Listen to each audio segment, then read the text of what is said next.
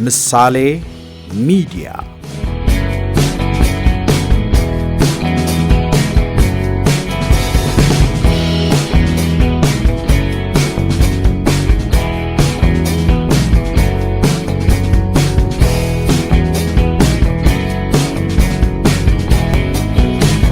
ምሳሌ ሚዲያ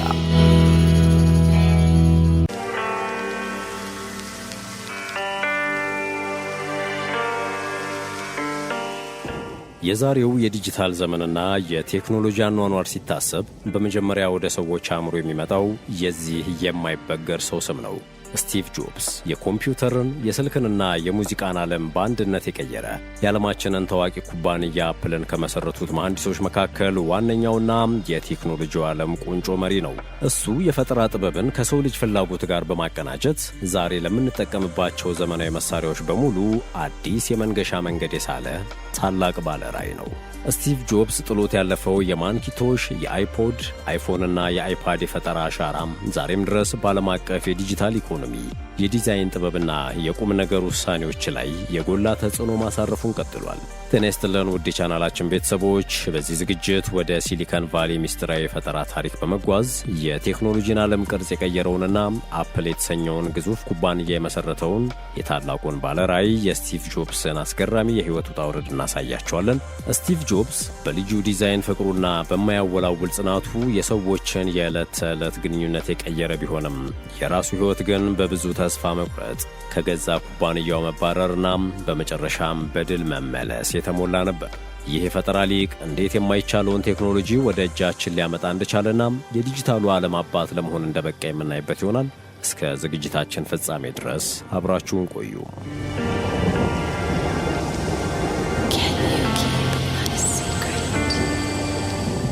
የጋራዡ ምስጢር። ስቲቭ ጆብስ የተወለደው የካቲት 24 ቀን 1955 ዓመተ ምህረት በሳን ፍራንሲስኮ አሜሪካ ውስጥ ነው። ገና በልጅነቱ በጉዲፈቻ ባሳደጉት ቤተሰቦቹ ቤት እያደገ ለኤሌክትሮኒክስና ለዕቃዎች አሰራር ለየት ያለ ትኩረትና ፍላጎት ያለው ልጅ ሆነ። በትምህርት ቤት ቆይታው መደበኛውን ሥርዓት የማይወድና የኮሌጅ ትምህርቱን አቋርጦ የወጣ ቢሆንም እሱ ግን በራሱ ዓለም ውስጥ የቴክኖሎጂንና የጽሕፈት ውበትን የሚያቀናጁ ሐሳቦችን የሚያጠነጥን ነበር። ይህ ታሪክ በዓለም የቴክኖሎጂ ታሪክ ውስጥ ትልቅ ለውጥ ያመጣ የጽናት ምስጢር ነው። ስቲቭ ጆብስ ዛሬም በዓለም ዙሪያ ያሉ የፈጠራ ሰዎችን በአርቆ ሐሳቢነቱና በዲዛይን ኃይሉ ይስባል። ገና በወጣትነቱ ከጓደኛው ከስቲቭ ዎዝኒያክ ጋር በመሆን በወላጆቹ ቤት የመኪና ማቆሚያ ጋራዥ ውስጥ አፕል የተሰኘውን ኩባንያ መሠረተ። ይህ ጋራዥ ዛሬ ለምንጠቀማቸው ማንኛውም የግል ኮምፒውተሮች በሙሉ እንደ መሠረታዊ መፈልፈያ የሚጠቀስ ጥንታዊ የፈጠራ ስፍራ ነበር። በወቅቱ ማንም ሰው ኮምፒውተር በቤቱ ይኖራል ብሎ ባላሰበበት ዘመን እሱ ግን የሰዎችን የወደፊት ፍላጎት ቀርጾት ነበር። የእሱ አኗኗር ከተራ ንግድ ይልቅ ምርጥ ውበትና ፍጽምና ካላቸው ዕቃዎች ጋር በእጅጉ የተሳሰረ ነበር። ስቲቭ ጆብስ ተራ የቴክኖሎጂ ስሌቶችን ትቶ ማራኪና ለአጠቃቀም ቀላል የሆኑ ማሽኖችን መስራት ይመርጥ ነበር። እያንዳንዱ የሕይወቱ ምዕራፍ ይህንን ድብቅ የአስተሳሰብ ጥበብ ይዞም ወደፊት እንዲጓዝ አድርጎታል። እሱ በሳይንስና በኪነ ጥበብ መገናኛ መስመር ላይ እንደ ብቸኛ ኮከብ የሚያበራ ዕንቁ ነበር።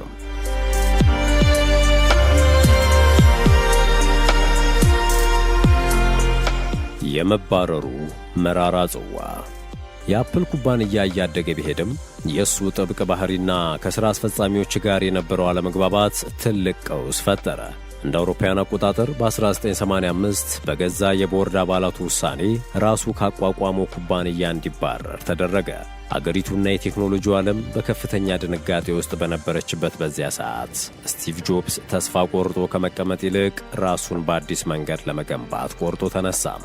ይህ ሰው ለዘመናት በሰው ልጅ ታይቶ በማይታወቅ የፈጠራ ጦርነት ውስጥ ግንባር ቀደም ተዋናይ ሆነ። ከኩባንያው መባረሩም መጀመሪያ ላይ ትልቅ ውድቀት ቢመስልም እሱ ግን ይህ በሕይወቴ ከደረሱኝ ምርጥ ነገሮች አንዱ ነው የሚል እንግዳ ሐሳብ አቀረበ። ይህ አመለካከቱ ኔክስት የተሰኘ አዲስ የኮምፒውተር ኩባንያ እንዲመሰርትና ፒክሳር የተባለውን የአኒሜሽን ስቱዲዮ እንዲገዛ አደረገው። ባለሀብቶችና የፊልም አዘጋጆች በስቲቭ ጆብስ ቆራጥነትና ግትርነት ይደመሙ ነበር። እርሱ በፒክሳር ጥላ ስር ድብቅ የሆነውንና ቶይ ስቶሪ የተሰኘውን የዓለማችንን የመጀመሪያ ሙሉ የኮምፒውተር አኒሜሽን ፊልም መገንባት ጀመረ። ይህ የፊልም ጥበብ የሆሊውድን አሰራር ሙሉ በሙሉ የቀየረና ትልቅ ስኬት ያስመዘገበ ነበር። ይህ የፈጠራ ስብስብ የእሱ እውነተኛ የልብ ትርታ ሆነ። ፊልሞቹ መስራት ሲጀምሩ የፒክሳርን ስም በዓለም ጫፍ ላይ አወጡት። ስቲቭ ጆብስ ይህንን የሚስጥር መፍታት ባህል ከሥራ ባልደረቦቹ ጋር በመሆን በከፍተኛ ሚስጥር ይዞት ተጓዘ። በማዕከሉ ውስጥ የሚሰማው የፈጠራ ድምፅና የሰዎቹ መጣደፍ የኩባንያውን ዕጣ ፈንታ በየቀኑ የሚወስን ኃይለኛና ስሜት ቀስቃሽ ክስተት ነበር።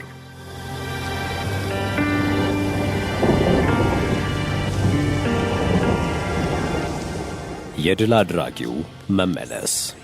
በ1990ዎቹ መገባደጃ ላይ አፕል ኩባንያ በከፍተኛ የገንዘብ ኪሳራ ውስጥ በመውደቁ የመዘጋት አፋፍ ላይ ደረሰ። ኩባንያው የጆብስን ኔክስት ኩባንያ በመግዛት እሱን በ1997 በይፋ ወደ መሪነቱ መለሰው። ስቲቭ ጆብስ በማዕከሉ አማካኝነት የፈጠራ ቀመሮችን ወደ ተግባራዊ መሳሪያነት በመቀየር ረገድ የዓለም የመጀመሪያው ሰው ለመሆን በቅቶ ነበር። ይህ ስኬት ኩባንያውን ከማሳደጉም በላይ ለዲጂታሉ ዘመን መወለድ ቀጥተኛ ምክንያት ሆነ። ተመራማሪዎች ወደ አፕል የሚመጡት መረጃዎችን በፍጥነት ለመተንተን ብቻ አልነበረም። ብዙዎች የማሽኑን ውስብስብ አሰራር ሲመለከቱ ወደፊት የሰው ልጅ አእምሮ የሚሠራውን ሥራ ሊተካ የሚችል ቴክኖሎጂ መፈጠሩን በሚስጥር ይረዱ ነበር። እንደ አውሮፓውያን አቆጣጠር በ2001 አይፖድ የተሰኘውን የሙዚቃ ማጫወቻ ሲያስተዋውቅ በሺዎች የሚቆጠሩ ዘፈኖችን በኪሳችን መያዝ የምንችልበትን ዕድል ፈጠረ። ይህ ማሽን የቴክኖሎጂው ዓለም አዲስ መመሪያ ሆነ። የታሪክ ጸሐፊዎች የእሱን ሥራ እንደ ትልቅ የሳይንስ ተአምር ይመለከቱታል። እሱ በአይፖድና በአይቲዩንስ አማካኝነት የሙዚቃ ኢንዱስትሪውን ሥርዓት የገነባ የመጀመሪያው መሐንዲስ ነበር። ይህንን ማሽን የተመለከተ ሰው የወደፊቱን የሰው ልጅ ስልጣኔ ያያል የሚሉ ምስክርነቶች ዛሬ በሰፊው ይሰማሉ። ይህ የታሪክ ምዕራፍ ለዘመናችን የኮምፒውተር ሳይንስ ትልቁ መሠረት ሆኖ ዘመናትን ተሻግሯል። በተለይም ከዚህ ስኬት በኋላ ስቲቭ ጆብስ አፕልን ከኮምፒውተር አምራችነት ወደ ዓለም አቀፍ የቴክኖሎጂ ንጉሥነት አሸጋገረው። እሱ የሰዎችን የአስተሳሰብ ፍላጎት ወደ ማሽን አመክንዮ በመቀየር ረገድ የአእምሮን ምስጢር ተጠቅሞበታል። ማሽኖቹ በየጊዜው እያደጉ ቢሄዱም በእውነተኛው የቴክኖሎጂ ሳይንስ ውስጥ የሚከናወነው መዋቅር ግን በእሱ ቀመር ላይ የተመሠረተ ነበር።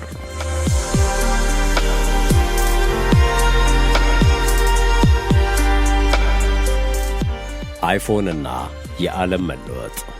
በስቲቭ ጆብስ የአስተሳሰብ ዓለም ውስጥ ስልኮች ማሰብ ይችላሉ ወይ የሚለው ጥያቄ ትልቅ ቦታ ነበረው።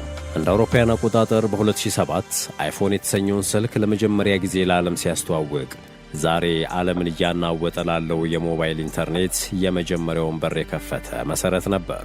እሱ ስልኮች የሰው ልጅ የዕለት ተዕለት ሕይወት መቆጣጠር የሚሆኑበትን ዘመን አስቀድሞ ተመልክቶ ነበረ። ስቲቭ ጆብስ ያዘጋጀው የንክኪ ስክሪን ወይም ተች ስክሪን መመዘኛ ዛሬም ድረስ በቴክኖሎጂው ዓለም ትልቅ ዋጋ አለው። ቁልፎችን በማጥፋት በንክኪ ብቻ የሚሠራ ስልክ ማቅረቡም በወቅቱ ትልቅ እብደት ይመስል ነበር። እርሱ በዚህ የምርምር ኃይል ጥላ ስር የብዙዎችን የቴክኖሎጂ አመለካከት ቀይሯል። ይህ የሳይንስ ዓለም ትልቁ ምስጢር ነው። ሳይንቲስቶች ወደ እሱ ስልኮች ሲገቡ መጀመሪያ የሚያጋጥማቸው የማሽኖችና የሰው ልጅ አእምሮ ቁርኝት ግርማ ነው። እሱ ባቀረበው ሐሳብ መሠረት ወደፊት ስልኮች መተግበሪያዎችን ወይም አፕሊኬሽንስን በመጠቀም ማናቸውንም ሥራ መሥራት እንደሚችሉ አስረድቷል። በእነዚህ የሎጂክና የፍልስፍና ድምፆች ውስጥ የሰዎችን የወደፊት የቴክኖሎጂ እይታ ሲወስን ዘመናትን አሳልፏል። ዛሬ የምንጠቀምባቸው ስማርትፎኖች በሙሉ የስቲቭ ጆብስ የራዕይ ውጤቶች ናቸው። እሱ በአሁኑ ዘመን ባይኖርም ያነሳቸው ጥያቄዎች ግን ዛሬም ድረስ በሳይንሱ ማኅበረሰብ ውስጥ እጅግ ጥልቅና ሕያው ናቸው። ስቲቭ ጆብስ በቴክኖሎጂና በሰው ልጅ ሕሊና መካከል ባለው ምርጫ ውስጥ የማሽኑን የማሰብ አቅም ይበልጥ ኃይለኛ አድርጎ አስቀምጦታል።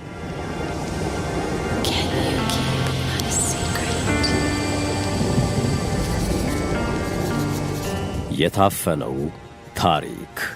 የአይፎን ስኬት ካበቃ በኋላ በስቲቭ ጆብስ ላይ የተደረገው የባሕሪ ምርመራ እጅግ አስገራሚና አሳዛኝ ነበር። ለአፕልና ለዓለም ያበረከተው ታላቅ የዲዛይን ስኬት ከጀርባው ባለው የፍጽምና አባዜ ወይም ፐርፌክሽኒዝም ምክንያት በሠራተኞቹ ላይ ከባድ ጫና ይፈጥር ነበር። የቅርብ ቤተሰቦቹና ጓደኞቹ እንኳን እሱ በእያንዳንዱ ሚሊሜትር የዕቃ አሰራር ላይ ምን ያህል እንደሚጨነቅ እያዩ ለዘመናት ኖረዋል። ይህ ታላቅ መሪ ያደረገውን አስተዋጽኦ ለዓለም በይፋ ሲያሳይ ምንም አይነት እንክብካቤ የሌለው መስሎ ይታይ ነበር። ኩባንያው የዕቃዎቹን ውስጣዊ ሽቦዎች እንኳ ሳይቀር ውብ እንዲሆኑ ስለሚፈልግ የአሰራር ጥብቅነቱ የታወቀ ነበር።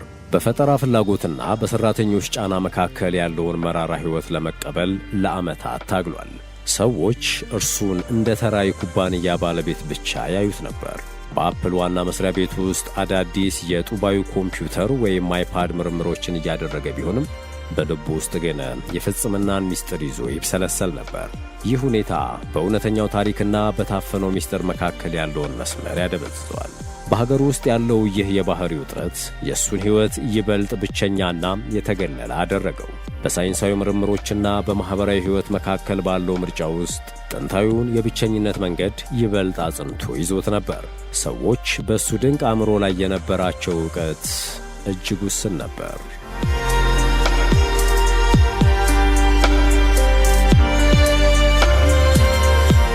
በስቲቭ ጆብስ ዘመን በነበረው ጥብቅ የሥራ ልማድ ምክንያት የግል ሕይወቱ ትልቅ አደጋ ውስጥ ወደቀ። በወጣትነቱ የነበረው የማኅበራዊ ወግና የኃላፊነት ጫና ምክንያት የመጀመሪያ ልጁን ሊዛን ልጅ አይደለችም በማለት በፍርድ ቤት እስከ መከራከር ደርሶ ነበር። ኩባንያው በሚሊዮኖች የሚቆጠሩ ሰዎችን ሕይወት ያደነቀውን ጀግና በግል ማንነቱ ምክንያት ወንጀለኛ አድርጎ ባይፈርጀውም በቤተሰቡ ዘንድ ግን ቅሬታ ነበረው። ነዋሪዎቹና ሠራተኞቹም እሱ የሠራውን ታላቅ ሥራ ቢያደንቁም በእሱ ላይ የነበረውን የግል ርቀት ግን ለመቀበል ይቸገሩ ነበር። ፍርድ ቤቱና ማኅበረሰቡ በእሱ ስኬትና በቤተሰብ ኃላፊነት መካከል እንዲመርጥ ሲያደርጉት እርሱ መጀመሪያ ላይ ሥራውን መረጠ። ይህ ውሳኔ በልጁና በእርሱ መካከል ለዓመታት የዘለቀ ከባድ ጉዳት አደረሰበት። በተለይም ይህ የሥራ አባዜ የእሱን የፈጠራ ኃይል ቢያሳድገውም አካላዊና መንፈሳዊ ጥንካሬውን ግን ክፉኛ አዳከመው። በእነዚህ ጥንቃቄዎችና ጨካኝ ውሳኔዎች ውስጥ የራሱን ነጻነትና ክብር አጣ። በሀገሩ ስነ ልቦና ላይ ትልቅ የሳይንስ ብርሃን ቢገነባም ቤተሰቡ ግን በጨለማ ትዝታ መልሳ ቀጣችው። ይህ ማኅበራዊ ቀውስ የስቲቭን መካከለኛ ዓመታት እጅግ መራራ አደረጋቸው። በሕይወቱ ውስጥ ለሚያጋጥመው ውድቀት በሙሉ በሳይንስ ውስጥ መጽናናትን ቢፈልግም የልጁ ናፍቆት ግን ከቁጥጥር ውጭ ሆነ። በኋላም ስህተቱን አምኖ ልጁን የተቀበለ ሲሆን ሊዛ የተሰኘ ኮምፒውተር በስሟ በመሰየም ንስሐውን ተናዟል።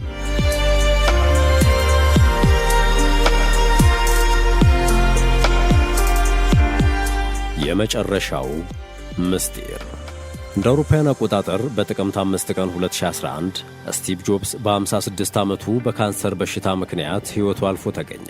ከአልጋው አጠገብ የነበሩት የቅርብ ቤተሰቦቹ እንደተናገሩት የመጨረሻ ቃላቱ ኦ ዋው ኦ ዋው የሚሉ ነበሩ። ፖሊስና ሕክምናው የእሱን ሞት በበሽታ ቢደመድሙትም ዛሬም ድረስ የእሱ ሞት በባህላዊ ሕክምና ምርጫው ምክንያት ስለመዘግየቱ በሰፊው ይከራከራሉ። እሱ በእያንዳንዱ የሕይወት ክፍል ውስጥ ከባድ መሥዋዕትነት የከፈለ ነበረ። ጠንካራው የዲዛይን ሊቅ ሥራውን በሚስጥር ጠብቆ እንደኖረው ሁሉ ሞቱም ትልቅ እንቆቅልሽ ሆኖ ቀረ። ወደ እሱ ታሪክ የሚመጡት ሰዎች የቤተሰቦቹን ሐዘንና የእሱን አሳዛኝ ፍጻሜ ሲመለከቱ ራሳቸውን ለዕድሜ ልክ ቁጭት ያጋልጣሉ።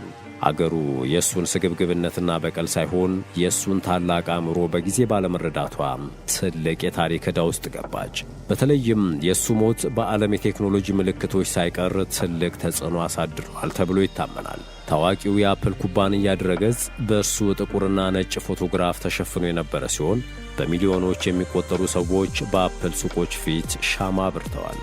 የእሱ ሕይወት በዚህ ፍጻሜ ምክንያት ሁልጊዜም በሐዘን የተሞላ ነው። ታሪካዊ ሥራውን ሳያውቁ ያለፉት የዘመኑ ሰዎች ዛሬ በእርሱ መቃብር ላይ የንስሐ አበባን ያስቀምጣሉ። በሰዎች ልብ ውስጥ የፈጠረው ይህ የቴክኖሎጂ ኩራት ዛሬ ለምንጠቀምበት መሣሪያ ሁሉ ዋነኛው መነሻ ነው።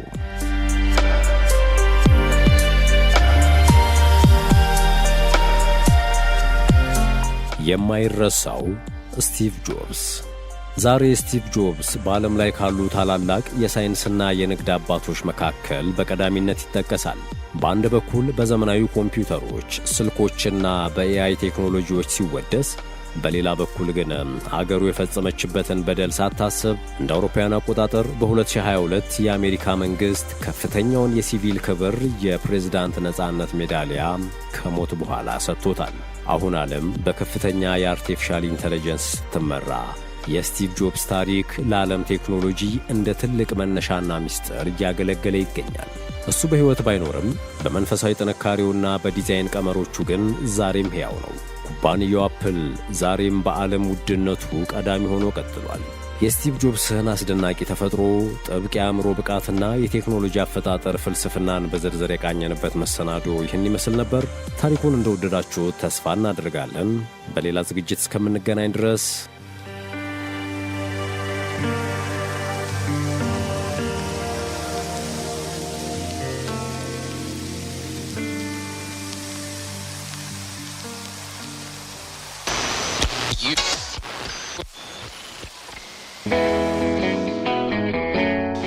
ምሳሌ ሚዲያ